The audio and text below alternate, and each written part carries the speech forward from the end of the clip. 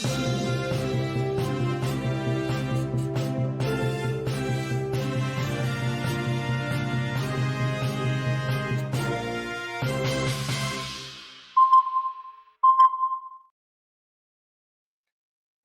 दोस्तों, OCN network में आपका स्वागत है। मैं हूं ओमकार चौधरी। ऐसा लगता है कि ये लोग सुधरेंगे नहीं। फिर से प्रधानमंत्री नरेंद्र मोदी को, भारत को सीधे सीधे धमकी दी जा रही है सीमा पार से।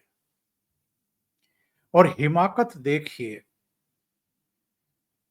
जब ये बहावलपुर पर, मुरीद पर, सियालकोट में और कुल मिलाकर के 9 आतंकी ठिकानों पर अटैक किए गए थे और इनके हेडक्वार्टर ध्वस्त कर दिए गए थे, तब आपको याद होगा कि मसूद अजहर का पूरा परिवार और उनके कुछ रिश्तेदार, कुछ आतंकवादी भी उस अटैक में काम आ गए थे, मारे गए थे। एक मसूद अजहर के नाम से ऑडियो वायरल है। उसमें सीधे सीधे धमकी दी जा रही है। नाम नहीं लिया गया है, बिना नाम लिए धमकी दी गई है। और क्या पूरा उसमें कहा गया है वो मैं आपको बता दूंगा। लेकिन इसके साथ साथ एक लाहौर में हाफिज सईद के बेटे तलहा सईद ने रैली की है। यानी एक तरफ मसूद अजहर की धमकी और दूसरी तरफ हाफिज सईद के बेटे की धमकी। और इस रैली में, लाहौर वाली रैली में, पंजाब विधानसभा का स्पीकर भी मंच पर दिखाई दिया है। जो वहां पोस्टर और बैनर लगाए गए हैं रैली के लिए आसपास जगहों पर, सड़कों पर, उसमें एक तरफ तो हाफिज सईद, उनके बेटे और कुछ दूसरे आतंकवादियों के फोटो हैं और दूसरी तरफ पाकिस्तानी आर्मी के चीफ और अब तो फील्ड मार्शल बना दिए गए आसिम मुनीर के और कुछ दूसरे सेना के अधिकारियों के फोटो दिखाई दे रहे हैं। यानी पोस्टर बैनर में भी अब आतंकवादियों के साथ वहां की मिलिट्री के चीफ के फोटो अब सार्वजनिक रूप से सड़कों पर लगाए जा रहे हैं। वैसे तो अब ये साबित करने में भारत को कोई परेशानी होने वाली नहीं है कि वहां सेना का आतंकवादियों से किस तरह का नेक्सस है। क्योंकि जब बहावलपुर में जो नमाज जनाजा पढ़ी जाती है, उस समय पर सेना के भी सीनियर ऑफिसर आतंकवादियों के नमाज जनाजा में मौजूद थे। उनके ताबूत पर पाकिस्तान का ध्वज जो है वो लिपटा हुआ था। वहां के लोकल एडमिनिस्ट्रेशन के टॉप ब्यूरोक्रेट भी मौजूद थे। तो जब भी अब भारत एफएटीएफ में ये केस लेकर के जाएगा तो बहुत सॉलिड प्रूफ के साथ इस बार जाने वाला है। जो हमारे 7 डेलीगेशन इस समय दुनिया भर की यात्रा पर हैं, अलग अलग देशों में जा रहे हैं, वो भी खास तौर से वहां के बुद्धिजीवियों को, वहां के मीडिया को और जो भी थिंक टैंक हैं इन देशों के, उनको वो सारे फोटो और वीडियो वगैरह दिखाई जा रही हैं कि ये देखिए, आतंकवादियों के अंतिम संस्कार में सैल्यूट करने के लिए सेना के बड़े अधिकारी किस तरीके से शामिल हो रहे हैं। अब मैं आपको बताता हूं कि ये जो 2 चीजें मैं बता रहा हूं, एक तो मसूद अजहर की धमकी सीधे सीधे भारत को, प्रधानमंत्री को, नाम नहीं लिया है लेकिन अंडरस्टूड है कि ये प्रधानमंत्री के लिए ही धमकी है, भारत के लिए और भारतीय सेना के लिए ही धमकी दी गई है। और ये आज वायरल रहा, ये एक्सक्लूसिव करके चलाया गया है, जी न्यूज पर तो ये चला है। और इसमें जो है, इसमें हेडलाइन देखिए इन्होंने क्या दिया है कि मसूद अजहर का ऑडियो टेप एक्सक्लूसिव, लाशें उठाते उठाते थक गया मसूद। और नीचे फिर के आतंकी मसूद अजहर पर बहुत बड़ा खुलासा, मसूद अजहर की आवाज, ये इसमें बताई जा रही है। क्या कहा है इसने? इसने कहा है कि हमें, हाँ, इसने कहा है कि मैं बहावलपुर की सरजमीन से उन लोगों का नाम लिए बगैर इस चीज का ऐलान कर रहा हूं, अल्लाह की कसम हमें ना छेड़ो। हम गमजदा हैं, हम जख्मी हैं, हम लाशें उठा उठा कर के थके हुए हैं। इसके बाद ये कहते हैं कि हम खून देख देख कर पागल हो चुके हैं। अगर तुम हमारे रास्ते में आओगे और अगर हमने तुम्हारी तरफ तवज्जो कर ली, अल्लाह की कसम तुम्हारा नामो निशान मिट जाएगा। हमें अपना दुश्मन बनाकर किसी को भी फायदा नहीं मिलेगा। ये सीधे सीधे धमकी दी है मसूद अजहर ने एक ऑडियो टेप में।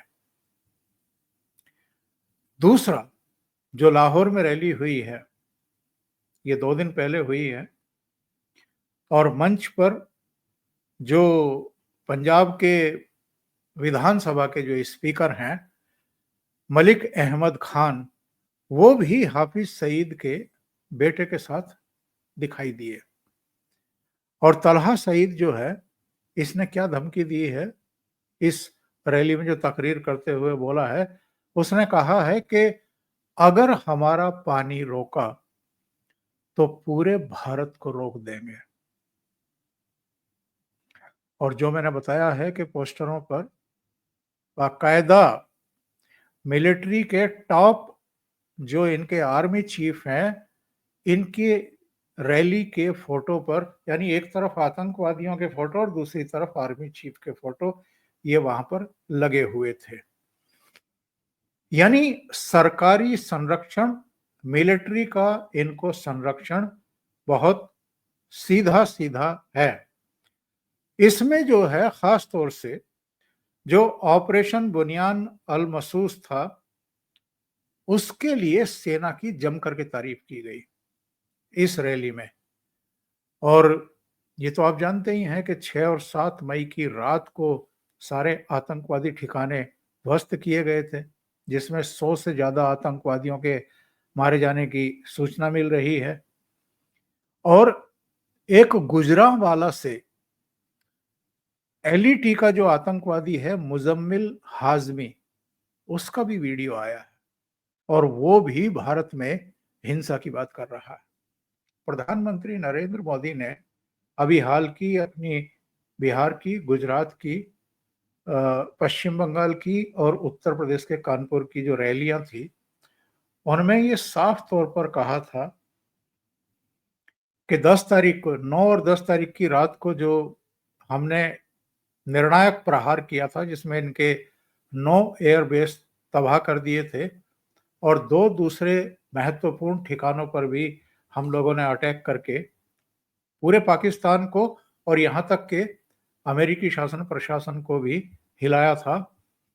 उसके बाद पाकिस्तान के डीजीएमओ घुटने पर आए और उन्होंने हमारे डीजीएमओ को फोन करके सीज फायर की गुहार लगाई। सीज फायर हो गया, लेकिन प्रधानमंत्री का यह कहना है कि हम इनका आचार विचार, इनकी चाल ढाल, इनके सारे तौर तरीकों पर बहुत बारीक नजर रखे हुए हैं। और प्रधानमंत्री की तरफ से ये बयान कब आया है? ऐसे मौके पर आया है जब ये 2 सीधे सीधे धमकियां वहां के आतंकवादियों ने भारत को दी है, भारत की सेना को दी है और खुद प्रधानमंत्री नरेंद्र मोदी को दी है। इसका मतलब ये माना जाए कि अगर उन्हें सार्वजनिक तौर पर सभाएं करने की अनुमति दे दी गई है और वो अब खुलेआम धमकी देना शुरू कर चुके हैं, तो ना तो सेना ने उन्हें रोकने की कोशिश की है, ना सरकार ने रोकने की कोशिश की है। क्योंकि पंजाब विधानसभा का स्पीकर अगर तलहा सईद के मंच पर था, उस रैली में था, इसका मतलब सरकारी संरक्षण और सरकारी समर्थन इन लोगों को मिला हुआ है। तो वही सवाल ये उठता है कि अगर भारत की स्पष्ट चेतावनी के बावजूद वहां पर अभी भी टॉप के आतंकवादियों को अपने ऑडियो वीडियो, धमकी वाले ऑडियो वीडियो जारी करने की छूट है, अगर इनको रैलियां करने की छूट है, अगर ये कह रहे हैं, धमकी दे रहे हैं कि हमारा पानी रोका तो हम पूरे भारत को रोक देंगे, तो इसका मतलब क्या निकाला जाए? एक तरफ तो इनके प्रधानमंत्री हैं और सेना प्रमुख के साथ जो कई देशों की यात्रा पर निकले हुए हैं, जगह जगह कह रहे हैं कि जी हमारा तो कोई कसूर नहीं था, हमें तो बेवजह जो है टारगेट कर दिया गया, हमारे तो एयरबेस तबाह कर दिए भारत ने, लेकिन हम फिर भी भारत से बातचीत करने के लिए तैयार हैं, मसलों को सुलझाने के लिए तैयार हैं। और दूसरी तरफ पाकिस्तान में ये हो रहा है। भारत ने, प्रधानमंत्री नरेंद्र मोदी ने जो हाल में टिप्पणियां की हैं कि ऑपरेशन सिंदूर अभी खत्म नहीं हुआ है, एक अल्प विराम है, और दूसरी तरफ आज ही पाकिस्तान की सीमा से लगते हुए सारे राज्यों में मॉक ड्रिल होनी है, ब्लैकआउट होना है। अभी गृह मंत्री अमित शाह जम्मू कश्मीर होकर के आए हैं, वहां के सेना के, अर्धसैनिक बलों के, वहां के पुलिस के टॉप ऑफिशियल्स के साथ उनकी बैठक हुई है, उसमें खुफिया तंत्र के लोग भी शामिल थे। और पिछली बार जो थोड़ी बहुत कमियां रह गई, जिसकी वजह से पुंछ इलाके में करीब 14 लोग मारे गए थे, सीमा पार से जो गोलाबारी हुई थी उसमें, और गुरुद्वारे और मंदिरों पर भी अटैक हुआ था, अमित शाह वहां भी गए हैं। तो तैयारी तो हमारी पूरी है, और ये मॉक ड्रिल हो रही है तो इसका मतलब होता है कुछ। ये पाकिस्तान की समझ में अगर नहीं आ रहा है तो फिर मैं क्या कह सकता हूं, या कोई भी क्या कह सकता है? इसका मतलब तो ये है कि ये लोग सुधरने को तैयार नहीं हैं। मैं राजनाथ सिंह, जो आईएनएस विक्रांत पर थे, अपने नवल के ऑफिसर्स और जो सोल्जर्स थे उनको संबोधित करने के लिए गए थे, उनका एक वीडियो सुनवा देता हूं जो उन्होंने कहा है। स्क्रीन शेयर करके मैं राजनाथ सिंह साहब ने जो कुछ कहा है, उन्होंने कहा है कि अगर ये बचना चाहते हैं, अगर ये शांति बनाए रखना चाहते हैं, तो इनको जितने आतंकी शिविर हैं वो खुद खत्म करने पड़ेंगे। और जो यहाँ वांटेड आतंकवादी हैं, इनमें हाफिज सईद भी है, इनमें मसूद अजहर भी है, लखवी भी है, तमाम दूसरे लोग हैं जो यहाँ से भागे हुए भी हैं, और यहाँ मुंबई अटैक से लेकर के पार्लियामेंट अटैक और तमाम दूसरे आतंकवादी घटनाओं के मुजरिम भी हैं, आरोपी भी हैं। तो इनको भारत के हवाले करे, तब जाकर के हम बातचीत करेंगे। अगर आतंकवाद के ढांचे को ये खत्म नहीं करते हैं तो किस चीज के लिए बात की जाए? सुनते हैं राजनाथ सिंह साहब ने क्या कहा। धरती से भारत विरोधी गतिविधियां खुलेआम चलाई जा रही हैं। भारत आतंकवादियों के खिलाफ सरहद और समंदर के इस पार और उस पार दोनों तरफ हर तरह का ऑपरेशन चलाने के लिए पूरी तरह से स्वतंत्र है। आतंकवाद के खिलाफ अपने नागरिकों की सुरक्षा करने के अधिकार को आज पूरी दुनिया अच्छी तरह से एक्नॉलेज कर रही है। इस काम को करने से आज भारत को दुनिया की कोई ताकत रोक नहीं सकती। पाकिस्तान के हक में यही बात होगी कि वह अपनी जमीन पर चल रही आतंकवाद की नर्सरी को अपने हाथों से उखाड़ देंगे। इसकी शुरुआत उसे हाफिज सईद और मसूद अजहर जैसे आतंकवादियों को भारत के हाथों में सौंपने से करनी चाहिए। यह दोनों न केवल भारत में मोस्ट वांटेड टेररिस्ट की सूची में हैं, बल्कि ये यूनाइटेड नेशंस की डेजिग्नेटेड टेररिस्ट की लिस्ट में भी शामिल हैं। हाफिज सईद मुंबई हमलों का गुनाहगार है, कौन नहीं सच्चाई को जानता है। समुंदर के रास्ते मुंबई में मौत बरसाने का जो गुनाह उसके संगठन ने किया है, बहन भाइयों, उसको आज भी हम भूले नहीं हैं। मेरे देश के बहादुर जवानों, उसका इंसाफ होना चाहिए। यानी राजनाथ सिंह ने स्पष्ट कर दिया कि हाफिज सईद, मसूद अजहर और जितने दूसरे आतंकवादी हैं उनको पाकिस्तान सौंपे और वहां जो नर्सरी तैयार की जाती है, जो ट्रेनिंग सेंटर बनाए गए हैं, उनको ध्वस्त करे। लेकिन जो सेना का, सरकार का और आतंकवादियों का नेक्सस है, वो तो बार बार सामने आता रहा है। ये दुनिया के सामने चाहे जो कहें, लेकिन ऐसा लगता है कि पाकिस्तानी सेना का अस्तित्व, ये जम्मू कश्मीर को लेकर के जो इनकी बयानबाजी और बकवासबाजी होती है, और जो आतंकवादियों के जरिए ये समय समय पर पहलगाम जैसे और पुलवामा जैसे, उड़ी जैसे अटैक कराते रहते हैं, उसी पर इनकी एग्जिस्टेंस जो है वो कायम है। ऐसे में पाकिस्तान सुधरेगा और ये आतंकवादी सुधरेंगे, लगता नहीं है। तो देर सवेर भारत को एक और बड़ी और निर्णायक कार्रवाई तो करनी पड़ेगी, और ऐसा लगता है कि ये लोग इसके लिए भारत को मजबूर करेंगे और ये गलती जरूर करेंगे। अभी के लिए इतना ही। बहुत बहुत धन्यवाद। अगर आपको ये चैनल और इसके कंटेंट पसंद आ रहे हैं तो लाइक करें, कमेंट करें, वीडियो को शेयर करें।